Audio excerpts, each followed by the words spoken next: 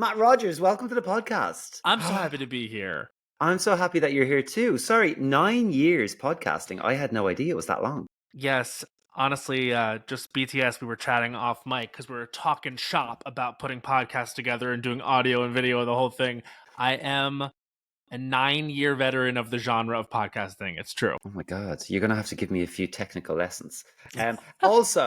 Also, before we go any further with your numbers, because obviously this podcast is all about the instrumental numbers in your life. Which I love. Yeah, it's kind of like, it's a nice little those little pivot points in your life, and sometimes people get them straight away. They're like, oh my God, this is my number, this is my number, this is my number. And other times 100%. people really have to kind of ruminate on it. But I always think that the outcome is really interesting because people discover sequences of events or numbers that occur in their life. Honestly, it got me thinking about elements of my life I haven't thought about in a while. And also the thing about numbers, they're universal. They are universal. Everybody's got it in. Everyone's counted in their life. Sometimes you don't have enough to count, and sometimes we too much. I'm thinking about endless possibilities with numbers, truly. Hold on, you're on Drag Race tonight. Yes, I am. I'm so excited. Is this your first time? I was on All Stars 7 as a judge, and on Drag Race this time, I guess it'll be out by now, so I can say I helped out with the main challenge, and it is the top 4. So I will say I filmed this in July of last year, and they asked me to be on it, and I was like, oh my God, amazing. And then I showed up, and the whole season was spoiled for me. But I have to say it's okay. This whole season, like, everyone's been like, who do you like? And I'm like, I can't really talk about it without giving too much away, but I'm excited to see it. What's that experience like? Surreal. You know what? It's really like stepping into a dream in that, and I don't mean that in like a sort of tacky gay way. I mean, like, literally, it's like the set is so fun. Everyone, like, the characters are there. It's like Michelle Visage walks in, and it's like the first time you meet her, it's like just meeting Mickey Mouse. You know what I mean? You're like, oh my God, Michelle! And then Rue comes out, and Rue is just looking like Rue, and it's incredible. Everyone's so nice there. It really is. I think because they know they are such a safe show on television, like they ain't never getting canceled. Everyone's chilling, everyone's nice, the crafty is great, like it's a really good vibe. But you've just been killing it. Do you ever do stand-up? And I'm asking this because I was actually at a stand-up show last night. It's an Irish comedian, Joanne McNally. She did a tour of the US, and I know her, she's great fun, but I just have to flag it because it was in the Bourbon Rooms. And I've loved the Bourbon Room. Well, I just have to say, I don't know what gin they were serving me, but I feel they poisoned me. I had 2 gin and tonics and was awake all night. Oh my God. Seriously? They must have the good stuff. I do love gin. My mom used to tell me when I was little, gin is sin, and she'd warn me away from it. And so it was, of course, the first thing I really got into. Oh, I bet it wasn't the first. But anyway, we can move on to that. Numbers. Back to the numbers. So speaking of your family, what's the number that kind of resonates for you in terms of your family? Wait, I should answer your question. I did do stand-up all through my 20s. And then, like, since I started acting, I really don't anymore. But live comedy is always a part of my thing, and I'm like a live musical performer. That's the answer to your question. But thank you. Yeah. We're gonna dig into that a little bit later on as well. Dig into that a little more. Perfect. The number for my family number is 4. So that would mean, that would denote 4 people in my family. My mother, my father, my sister, and me. Very nuclear family there. Dad, a mom, a brother, and a sister. We all kind of played our roles. I was the older brother. I thought you said for a second, Dad and Mom are a brother and a sister. I was like, what? Oh, yeah, but 2, that's the number of incestuous people in my family. I guess 4 because they made up. No, just kidding. No, there's 4 of us. And yeah. Is your sister older or younger? She's 3 years younger than me. Or, almost 3 years younger than me. She's, but she is married and sort of a homeowner and beating me in that regard. Is she as funny? Oh, she's fucking lame as hell. Just kidding. You're winning at life. It's okay. And where are your family? It's a tie. Where are your family from? Like, what's the background? We're from Long Island. So my mom and my dad are both from Lindenhurst on Long Island, New York. And it's, I would say it borders on having like towny vibes, like a lot of people that have been there their whole lives. And that's where my parents were from. They met when my dad was, in the interest of numbers, 34. My mother was 27. They had me at 35 and 28. And that means they're 7 years apart in age. Yeah, so I grew up in that environment where it was very much like a Long Island mentality, and I think that if people have an idea of Long Island, they're right. So for a foreigner like me, what is Sure. that? I forgot who I was talking to. Uh-huh. Does accent not give it away? Well, I'm told that U.S. culture is world culture, so I don't know if you also know that Long Island is known as being trash. But it sort of is. It's sort of the Essex of like the States, if you will. That's what I'm told anyway. I did not know that. Oh Really? yeah. No, we talk like this, like the Jersey Shore of it all, dude. Yeah, like that's definitely like the vibe. It's very that. Okay, so of course Jersey Shore is on Long Island. Okay, now that No, makes sense. Jersey Shore is on New Jersey, but New Jersey and Long Island might as well be the same thing, is I guess what I'm saying. It's very Italian, very like Jewish. It's very like big personalities, big culture, sort of like everyone knows it all. Like it's really it's very traditional, but yet they think they're New Yorkers, so they think they're ahead of things.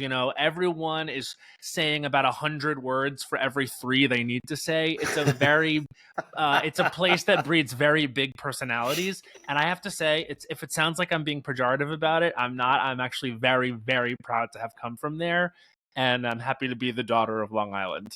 I love it. I love it. And Rogers, what's the family background? Are you Italians I'm gonna or guess that's got to be English, right? Rogers? Rogers. Yeah, But I yeah. did do a 23andMe, so my entire life, 23. There's a number. My entire life, I did think I was told by my mother anyway, like that I was almost 30% Greek, and then I did the 23andMe, and I I can found see out. that. Well, I found out that I'm about 23, 24% Turkish with no Greek. So I had to sort of report back to my mother, hey, you remember that culture you thought you belonged to? Sorry, boo. Yeah, sorry. Close. A couple of countries down. Yeah, sorry. You actually were dominated by another one. Decades and thousands of years ago. And so what is the rest of you? The rest of me is white, Darren. The rest of me is quite white. It's sort of English, Irish, Scottish, a little bit of Scandinavian in there, and then a little smattering of Turkishness. And another thing my mother was wrong about was she was like, Grandma says we're actually a little bit Native American. And that's also 0.0% true in the interest of numbers. So, do you know what? I held off on doing my ancestry or my 23andMe or whatever it is for such a long time because I went, like, I'm Irish. I know I'm Irish. It's going you're to come pretty back Irish. Yeah. Right? So I did it eventually. Mm-hmm. And I'm 96% Irish, There you 4% go. Scottish, There you go. 100% Celtic. Like, I mean, hello. Yeah, Does it it get is any what it more? is. It is what it is. The thing about it though is would a little bit of you have wanted to get a result of like that little crazy thing? Because that's what I wanted. Yes, of course I did. Yeah. I was like hoping someone along the line had fun with like a Spanish Navy man or something just a little Exactly. exotic. So then I could be like, well, that's my Spanish side or that's my Just a Turkish little side. bit of drama, A little bit of drama. Yeah, I know. I'm just just plain old Irish. 100%.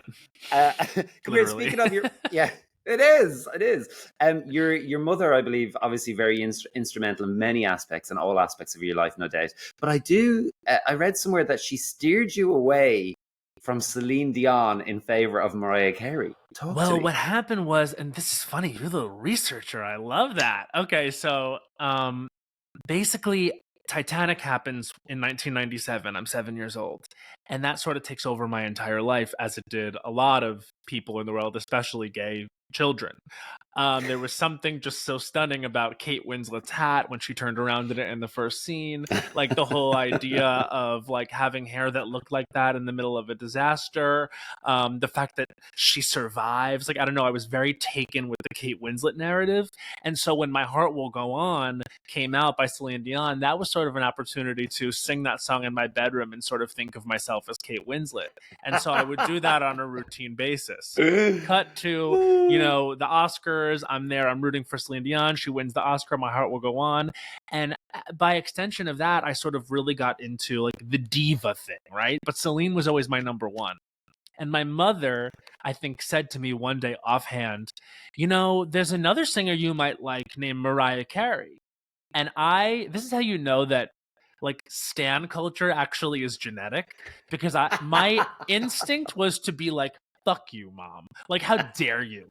You better step off. Like, I have a girl. I ride hard for a girly. And then I actually listened to Mariah, and I had to humble myself because mother knew best. That was my girl. Like, Mariah was my girl. Like, I realized there was space in my heart for not just two divas, but all of them. And then I really opened up and welcomed them all into my life with some discernment. So, do you think that before you came out to your parents that your mother had an inkling that you were a little gayling? You know, I don't know. Did she know of my gayling tendencies? Probably. But I also think at that point, like, you know, when I did come out to her, which comes up a little bit later in my numbers, when I did come out to her, I actually asked her, like, have you and dad ever talked about this? Like, have you ever considered it as a possibility? And she said no. And I was like, see, either you guys have a relationship that I question because why haven't you talked about this? Or you just really didn't think I was gay or didn't think it was noteworthy to bring up with your husband, because that didn't make any sense to me, but it was what she told me. I don't know. Well, sometimes it's difficult to see the wood from the trees, when you're so used to something. Now, I will say, in my experience, Mm-hmm. my mom, my mother asked me when I was about 14. I remember she'd been out with her best friend, who was kind of like an aunt in my life, and she had a son who was my age, who we were very different. He was very good at like team sports, etc., Sure. etc. I preferred artistic endeavors. Right. And I remember she came home one night after having like dinner and a few drinks with her friend, and I was in her bedroom helping her, get changed, getting all the goss, how the evening was. And she said something Girl about gay things. came up, and literally I was like, okay, Mhm. this is a danger zone. What do I do here? And Right. she said, she goes, oh, we were talking about, if one of you guys were gay, what would we do? And she went, you're not gay, are you? And I was like, how very dare you? And stormed out of the room. I mean, I gave myself away there and then, I thought, but no, Yeah. I got away with it. I mean, you think you did. I think we both think we got away with things, but I think maybe they were just trying to. Honestly, do you think that when she said that to you, she was just going about in a bad way, trying to start the conversation with you? Because otherwise, why would she do that? I suspect, yeah, deep down she knew, but she was living in denial, and she'd had a drink, and I think she was just feeling it had come up in conversation. It was on her mind. She was throwing it out there, but really she didn't want to have that conversation and I know because when I eventually came out a few years later, like it was a process, and she struggled for a little while. Now, both my parents now are the greatest allies of the gay community.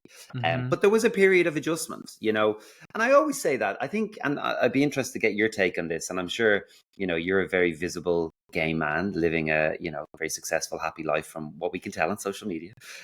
So I walk I'm over sure. there, it's despair. I go off camera, breakdown. Well, listen, sometimes you never know. No, but I know that's not the case with you. No. But I'm sure you get lots of like gay kids, asking you, how, or they're thinking about coming out. Like I still get it, young kids are like, oh, I'm worried about coming out. And I always say, it's in that moment in time, it's such an individual thing. And it doesn't matter how many TV shows you've seen gay people on. Yes, that representation is so important. Oh, But, definitely. coming to that point where you tell your parents that you're gay, I always think, well, you've probably processed this for a year, 2 years, whatever amount of time it is. And then you drop the bombshell on your parents. So you do have to give them a bit of time to process and come to terms, I think. Yeah, I mean, I think that's what honestly kept me from coming out in the first place. Like I said, Long Island, I describe being proud to come from there, and I, talk about all of its qualities. But it was not. I don't think it would have been an entirely safe environment for me to come out in high school. Otherwise, I think I probably would have. Like I think I'm naturally the type of person that doesn't really hide. I say what I think and how I feel. So for me to have stayed closeted all throughout high school and been in that much pain that entire time, I think I know intrinsically who I am to know that I was protecting myself, and I was right to do that. When I eventually did come out, I actually told my parents a year apart, because there's such a like a patriarchal vibe there that I couldn't say for sure that my dad, my Long Island dad, who was a sports dad, my dad was a teacher, a phys ed teacher for 40 years and a football and baseball coach. I always did team sports because that was my dad's vibe. He was a jock. I had a jock dad. I couldn't say for certain that he was going to embrace me with open arms. And that's scary to say about your dad, you know, to operate in an environment of uncertainty. And even my mother, who, when I did tell her I was gay at 19, she was like, I have always known. You know what I mean? Like, then I look back to 5 years before when we were watching Grey's Anatomy one night, and she like got all up in arms when two women kissed. And I did say to her, I was like, well, if you've always known, why did you do this? And ultimately it's just like at that moment when you come out, you're right. You're dealing not only with how they act in the moment and how they might act going forward, but also now you can be really honest about how you feel about how they have acted in the past. You know what I mean? Like a lot of baggage comes out in that moment and around doing that. It's not just, I'm gay, how do you feel about it? You accept me, let's move on. There's so much around it. And so I totally sympathize with needing to give people time. I think some of the questions my parents asked me in the immediate aftermath of me coming out were like not useful and not helpful, but they were trying.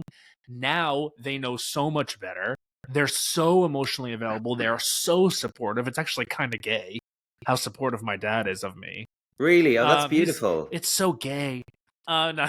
I love that. But it's I live such a happy life in that regard because I don't have to worry about that. Was it always perfect? No. Is it great? Yes. Well, that's amazing as well that your dad, in his line of work, is he still working? He's such a coach that he actually coached 40 years football and baseball. And then after he retired from teaching and stopped coaching, about a year and a half went by and he went and started coaching bowling. Something he knew nothing about, with a totally different type of kid playing, you know what I mean? But he's become so into it, and he's such a good motivator to these kids that, you know, they're bowling kids. They're not usually competitive, but, you know, they get into it because my dad, he's just a natural coach. He's a natural leader, and he has to be doing something. My dad works in the yard. He makes a lot of things. He builds our deck back at home. Like he's very crafty, and he also now they live down in Florida half the time, and he like works at Yankee spring training and pulls beers and is an usher, and he's always out there doing shit. But it sounds like he would be a great ally and role model for anyone who's coming out in his life. Do you know what I mean? Like he's taking you on board. And fact, it's like my dad plays soccer as well, and he's now champions the gays, which he never would have obviously before me. It's really meaningful for those people to do that. You know what I mean? Because for better or worse, like men that have those types of leadership roles, like, you know, they do still have a power that not everyone else has. Straight white men, like they do operate with an air of like authority just because of the way the world works. And for them to stop everything and say, you know what, we're going to turn towards acceptance, we're going to embrace, we're not going to alienate, that is really meaningful. And I remember a few years ago, one of those bowling kids actually came out to my dad before anyone else. Like this kid was like I think he was like 14, 15 years old, and I also think he was a bit on the spectrum. And he came to my dad, and I think he wrote him a letter and gave him like a handwritten letter. And in that letter, it basically expressed some idea of, I'm gay and nervous about telling my dad. And he was able to express that to my father, which I think means that my dad is doing a pretty great job of being emblematic of someone that you can talk to and is like a real leader and a real coach. So I'm very proud of him. That's amazing. And I guess, you know, while we're on this subject, we should jump to the question of what is the number that changed your life? Because we've touched on it a lot here. Yeah, so I guess the number that changed my life, like just pivoting to more professional things, and just when I feel like I made a real change, is 22. I actually have this number tattooed on my wrist. I have a 22 there. A lot of people think it's after the Taylor Swift song. It's not, though. Am I upset that during Eras Tour I can put it up in the air and scream 22?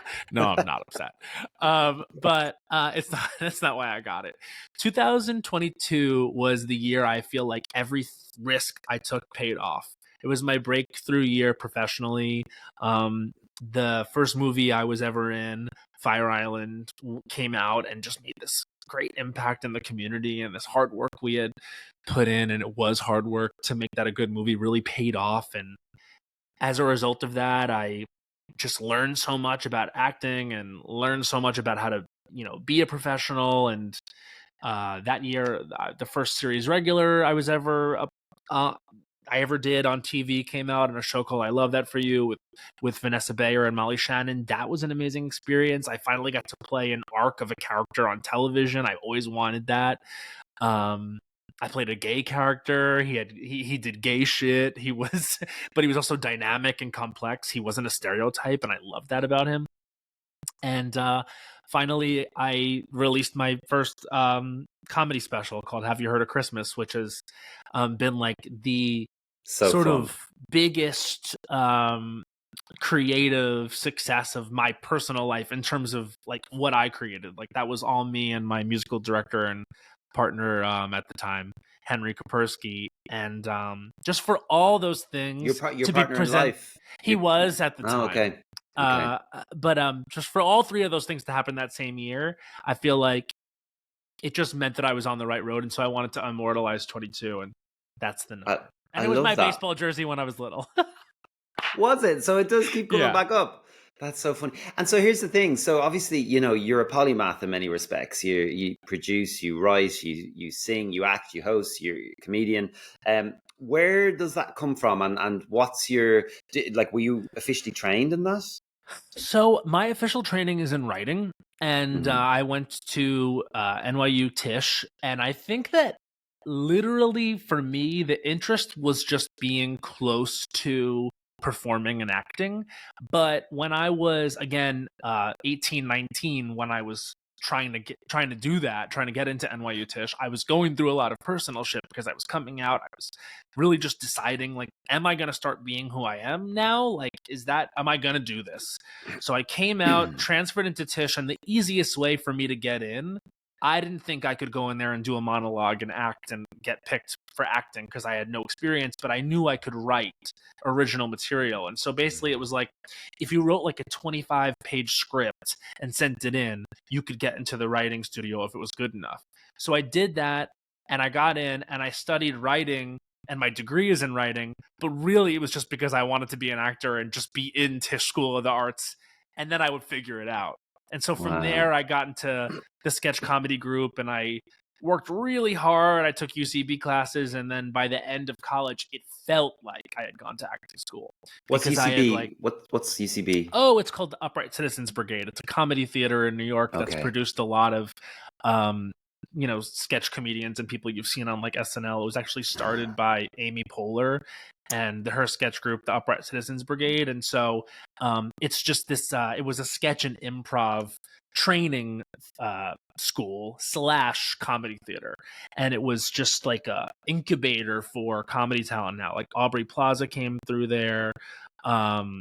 Countless people. I mean, Abby and Alana from Broad City, Thomas Middleditch from Silicon Valley. Like, there's a lot of people. And like I said, Amy started it, so it had cred. So was that your first time performing and acting and doing anything like that, or had you done it in school? The first time I ever acted, literally ever, with any, like, first time I ever had to do anything was my audition for the sketch comedy group in college. I willed myself into that group. I was like, I know I've never done this before, but I know I can, and I'm going to go in there and act as if. So I was acting on top of acting. I was going in there and doing the audition and also acting like I had any right to be there. You know what I mean? Because I really didn't. But it was working for me, and I was so committed, and I worked so hard that, like I said, by the end of college, it kind of felt like I had the writing training and I had the acting training. So when you say, like, where does that come from, like learning to do everything, I guess for me, it was just, I was really interested in everything. Like, I always wanted to sing. I always wanted to write. I always wanted to act. I always wanted to produce. I always wanted to host. I wanted to do it all. And I felt like for 19 years, I didn't do what I wanted to do and wasn't the person I wanted to be. So I just said, fuck it. Like, we're just going to go for it because I have nothing to lose. I'm never getting married. I had given that up. I'm never going to have kids. Like, I'm out here and I'm gay and I want to fucking do what I want to do. And like I said, I can't help myself. That's who I am. And so now, once I started, I was just like, we're going.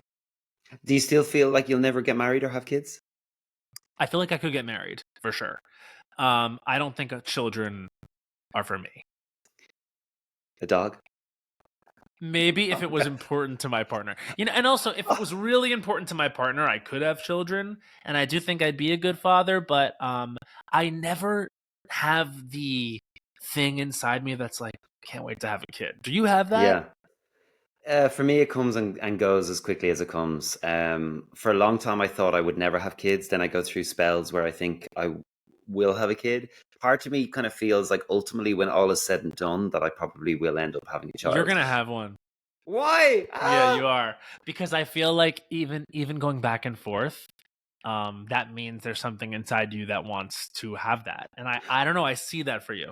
But I'll be completely honest and say I really like my life. I love that I can, most of the time wake up when I want to. My sleep is very important to me, and I'm like, I will be straight up and say, I'm not sure. In the right here and now, I'm not willing to sacrifice the freedom that I have.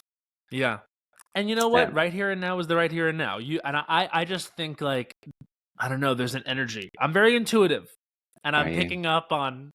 It's not just daddy vibes, it's father. Actually, my guest last week on the podcast was Tyler Henry, the Hollywood medium. Love Tyler. So that speaking of intuitions. Did he read you? No, he didn't. Everyone asks me that. And unfortunately, we had technical issues. So it meant that our time, he had another interview booked in like after an hour. And so we kind of got crunched a little bit. And I was like, damn, I wanted him to read me. He did send me a really gorgeous message afterwards, actually, which felt like it was like, there was some sort of intuition leaning into what he said, which I won't repeat, but it was very lovely. We love a gorgeous message. Yeah, no, it was really nice. So okay, we're saying 22 is the number that changed everything for you, and it was a really positive thing professionally. In terms of your personal journey, is there a number that you wish you could forget? Yeah, that would be 23.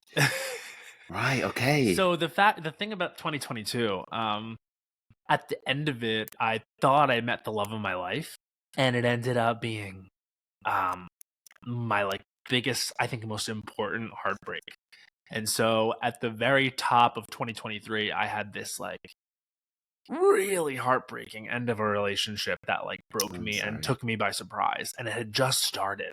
And you know what I mean? Like it was one of those situations where, without getting into detail, things were not what they seemed. And like, we've all been there, honey. Yeah, it's okay. Right. Yeah. Mm-hmm. And I think everyone can just fill in their own details with their own thing they've gone through, but it was that end of a relationship. And I kind of spent the whole 2023 in like free fall because of it. The way I responded to, feeling so low was I did a lot of traveling. I was just flinging myself all around the world. Like the industry was not great because the strike happened, and for whatever reason, just like the vibes were not good. So I had like in the business to work, so I had all this time, and time is the worst thing when you're like grieving because all you can do is think about it, I think. Yeah, you need distractions. And I gave myself so many distractions. I was, just careening around the world to the point where at the end of the year, I was so exhausted that now I look back at my schedule, and I looked back at my schedule in 2023 and I actually got nauseous. Like I was like, oh my God, like that's where I was at. Like I could never sit with myself. So on one hand, like I did a lot of fun shit. But on the other hand, like it was every place I went, I brought my like despair with Your me. sorrow. Really? Yeah. Well, Yeah. I will say, throwing yourself into traveling and discovering the world and new cultures and people and places and all that is a good learning experience. Obviously, you did it under difficult circumstances, but other people throw themselves into drugs and alcohol and sex and whatever. Now, you may We have done did a that on little bit top of of the all those travel, yeah. things. We did a little bit of all those things. It's just we also went to Australia. Just did it in different climates. Yeah, Oh my yeah. God. I love it. I love it. Okay. Well, listen, so it's a new year now. Obviously the Yeah. beginning of a new year. Yes. So, how is this year going? So 22 was amazing. 23 was a bit of a shit show. 24, Yeah. how is it for you so far? So far so good. You want to know why? It's because I'm in one place. I've been in LA for the whole year so far, and just Mm-hmm. getting into a routine and giving Yeah. yourself time to breathe and getting back into a workout schedule. That was something that was completely missing from my 2023. Eating better, giving yourself time. I'm also working on something that I love, which is this new Netflix series called No Good Deed. It's going to come out at the end of the year. It's with Ray Romano and Lisa Kudrow and Linda Cardellini and Luke Wilson. It's like psycho cast, and it's the same creator as Dead to Me, so it's going to be so good. But just having a regular job, like that's like I'm going to. I have time to work out. I'm not spreading myself thin. I feel at ease, and I feel like things are manageable and good, and all I needed to do was slow down, but I didn't know that last year. Like now I know that, and I'm good. I have closure with the relationship that ended, so a lot better. Okay, bringing it back to the numbers, right? Yeah. And you touched on a heartbreaking year, but when it comes to Mm. love in general, what is your number? I think 3, because that's the number of significant relationships in my life romantically. The first one was my first boyfriend. That was a 2.5-year relationship. My first person I ever lived with in a romantic way. Learned a lot about what I want, what I don't want, about like what it means to be in a relationship, and so that was significant. And then when I moved to Los Angeles, I sort of fell into a relationship with my best friend here, and that ended after a year during the pandemic. But it was definitely he's still my best friend, and I include him in that like triumvirate of my romantic stuff. And then the last one was that sort of like cosmic crazy, um, like stars exploding thing where it was just I've never been attracted to someone like that. I've never been saying the things I was saying and doing the things I was doing so quickly, and then really in the blink of an eye it was over. But so 3 relationships that I can count as like significant romantic ones that I've really grown from and learned from. In terms of your life itself and age, and I always say, age ain't nothing but a number. Some Okay, people get more. Aaliyah. Pardon me. I said okay, Aaliyah. What age or ages have been very significant for you in your journey?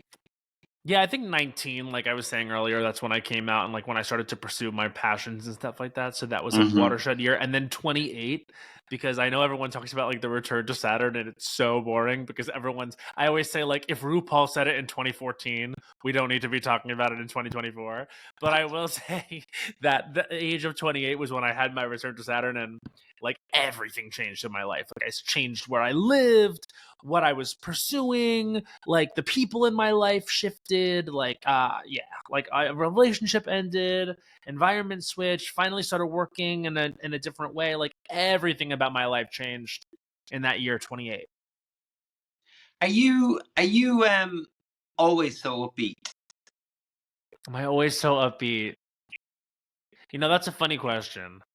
I feel like the answer is I don't like to show up for anyone or to anything without bringing good energy, because I'm so sensitive when people don't.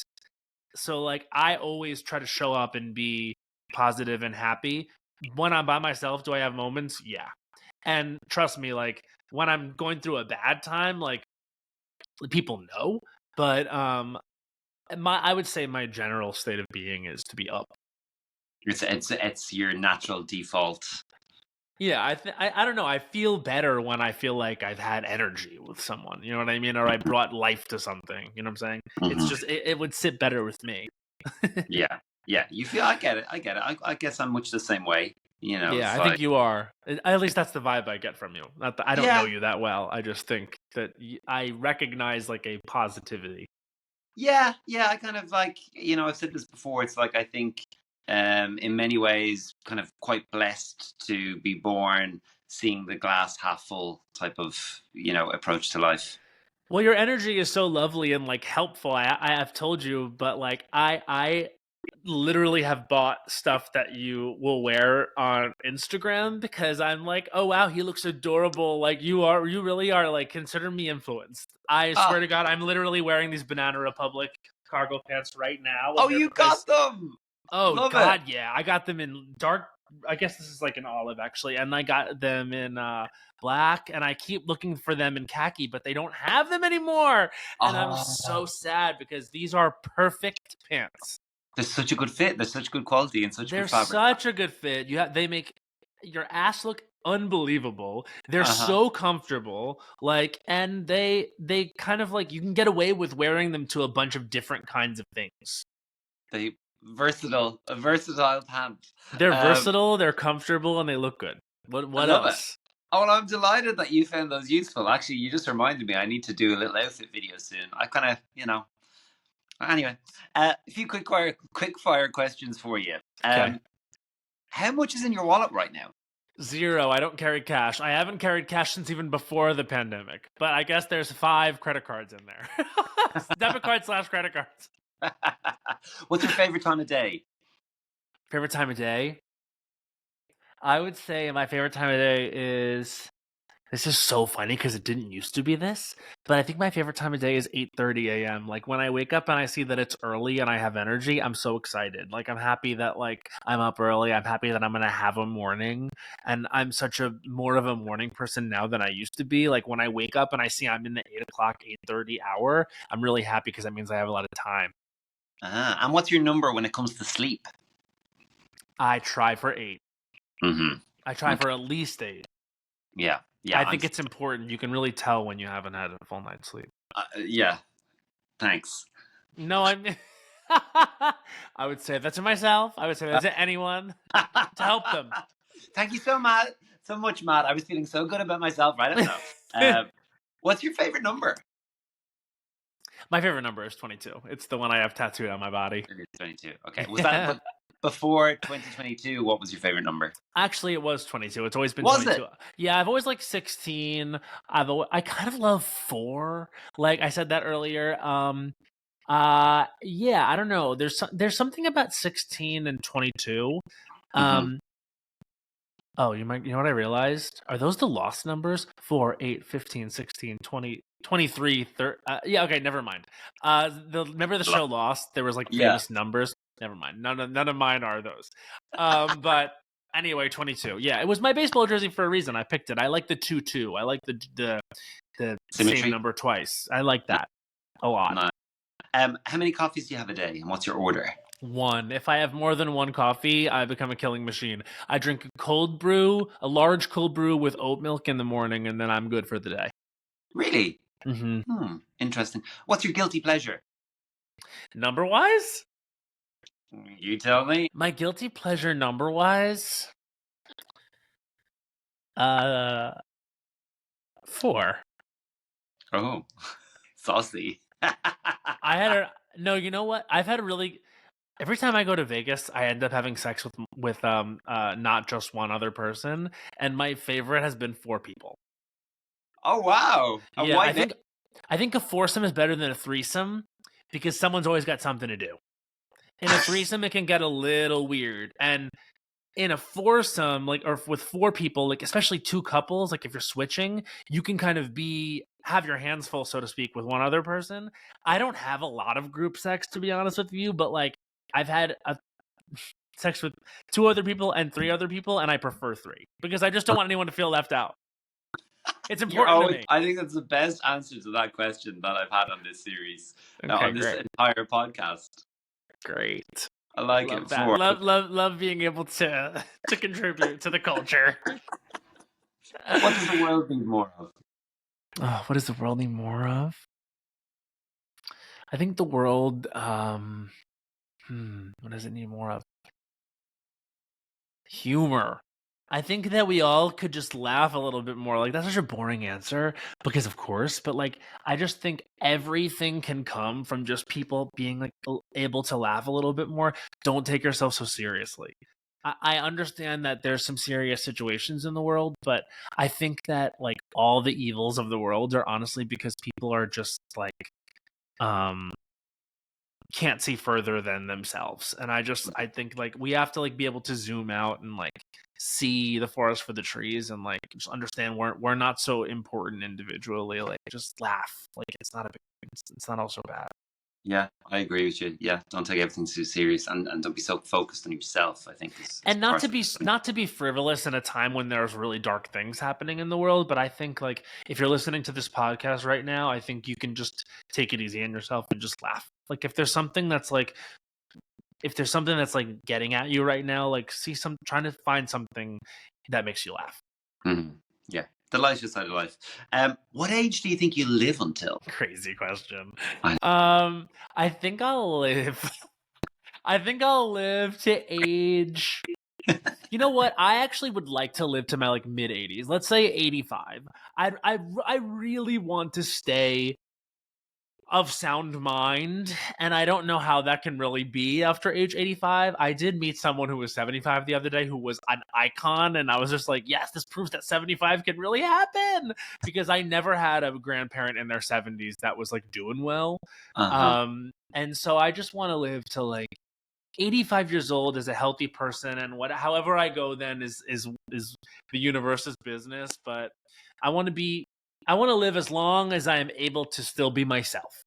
Okay, that's a good answer. I like that. Yeah. What's the number that strikes the fear of God in you? Go on, say it. 2024, whatever election day is this year. Oh, Potentially 47. That's a number that I'm really scared of. Oh, I don't. Oh God, yeah. I'm not excited about the political landscape and the election at all. I find it to be a really, really, really time of great despair, and it's here. So like I said, I'm trying to stay positive and manifest good things in that area. What's the number one lesson that took you the longest to learn? What's the number one lesson that took me the longest to learn? That is such a good question. The number one lesson that it took me the longest to learn. I think, well, I because I don't know the answer to that question, I'll tell you the lesson that I wish everyone could learn earlier, which is rooted to what I said earlier, which is don't take yourself too seriously. Like the second you take yourself too seriously and put too much stock in like what people think or like what's something's gonna be like you're just wasting time. Just like don't take yourself too seriously, just do it. You know what I mean? I think, yeah, maybe that. I remember a fourth grade teacher told me that at the end of the year, because I used to take myself really seriously in fourth grade. I wanted the best grades, and I was like always looking at everyone's paper. I was that kid. I think because it was that like best little boy in the world syndrome, where you want to be like the best because you know there's something inside you that's like you hate yourself for. So it really mattered to me, and at the end of the year he was like, you need to have more fun, you can't take yourself too seriously. And then I always remembered that, and I really think it's been my superpower, is that I lean into what makes me happy, and I try to laugh, and usually if you're laughing, they're laughing, and if you're having fun, the people that you're around will have fun. And so I try to bring that spirit of things to what I do. If you could transport yourself back in time, knowing now what you know about life and yourself, and meet that little boy who hated a big part of himself, what would you say to him? I would say I would just tell him that he's so cool and so funny and so great and so much fun and such a good person. And I would say that he shouldn't worry about that. Like he's not made bad. He's like great. Oh, I love that. Oh, I'm getting a little teary. That's so nice. Give him a big hug. I would just tell him that, like, you know, he it's okay to be his own fan. You know, you don't have to hate yourself just because you feel like there's no one like you and you can't see a version of yourself out in the public. Like, it's fine. Like, they're actually all wrong. Like, you're okay, they're wrong. I love that. I love that. Well, Matt, I think that is the perfect note to end this podcast on. Wow, now you're making me get a little misty-eyed. Oh, it's important. You know, I've had those moments when I, you know, for me it was like my 15-year-old self, and I think, well, for me anyway, this is now going back a few years, it was very cathartic to actually almost go back to him, to little 15-year-old Darren, who very innocent, very a good boy. I was a good boy, and so riddled with guilt and shame about that part inside of me that I hated. That I would have, if someone would have offered to wave a magic wand and I would wake up straight, I would have been first in the queue. Yes. Right? I used to think if I could take a pill, I would. Yeah. And now, you know, and go back and give him a hug, because he's a good guy and everything works out. And it's like, and you know what? It breaks my heart to think, even with all the progress that we've had in this part of the world, it still is. There's still young Matts and young Darrens out there struggling. Yeah, totally. And you know, to go back to what you said politically, and you know, in 80 plus countries in the world, you know, we are illegal. Yeah, that's, I guess, that's what's hard. Is it's actually, you know, what's hard to wrap your head around. It's actually harder and worse today than it was 10 years ago. Yeah, and that really sucks. That really sucks. You know what happened? I had this most amazing opportunity about 2 weeks ago. It was around St. Patrick's Day, or maybe it's a little longer than 2 weeks ago, and I was invited to the Irish consulate here in Los Angeles. They were having a little get together. Sorry, it wasn't. It was a pre-Oscars party, and the former president of Ireland, Mary Robinson, was one of the guests. Now, Mary Robinson was the first woman president of Ireland and always was a advocate for social justice, not only in Ireland, but around the world. She since went on, she was a 2-time president of Ireland, kind of led immense change within the country in terms of equal rights, social rights. She went on to be the head of the United Nations, kind of humanitarian justice, all these amazing things, right? And I realized while I was standing there listening to her, I remembered she was also at the forefront of legalizing homosexuality in Ireland in the early 90s. And it actually, even talking about it now, kind of stirs something up inside me, because for, you know, the first decade of my life, I was like I was a criminal, effectively, if I'd been myself. And so actually I pulled her aside and I said, thank you so much for everything that you've done and that you did for me. And I think we need more people in their daily lives. And I feel like this is a rant now, but like my word, when I think of a word, and I would get it tattooed on myself, only I'm too much of a pussy and needles hurt. It's not that bad. I've had one. I got it when I was 15. I'm like, oh my God, I'm never doing that again. Well, maybe you're stronger now. Sorry, I didn't want to interrupt you. No, and I think it's, the word for me is courage. It's my word. It's just, I just think if everyone lived their life with a little bit more truth and courage, and I don't mean courage and, you know, we go to battle and we're courageous. I mean just standing up for what you believe to be right. And sticking up for people who need it. Yeah. I mean, absolutely. And I mean, just all of that also, what would I say to myself at that age? Like, I would say one day you're going to be so happy that you're gay. Yeah. That would be huge. Like, just to go back to that kid that was like, oh my God, hated himself so much, to be like, you Just wait. It's going to be so hard, but literally there's going to be a day when you are so fucking happy that you are gay. It is the best thing ever. Like, truly. Yeah. You get to live out your dreams because of this. Honestly. I love it. I love that. Well, Mr. Matt Rogers, thank you so much. Thank you. Really enjoyed just hearing your story, getting to know more about you, your point of view in the world. I mean, you make people laugh a lot, but it's lovely to understand where you come from and what motivates you. So I appreciate your openness and patience. I'm so happy to get to do this. Thank you, and keep carrying the light, because you do. I mean, I noticed, like, I think when I first came across you, I was like, he seems like a great guy, and you are. So it's great to chat with you. Yeah, we'll have to do it again soon. Absolutely.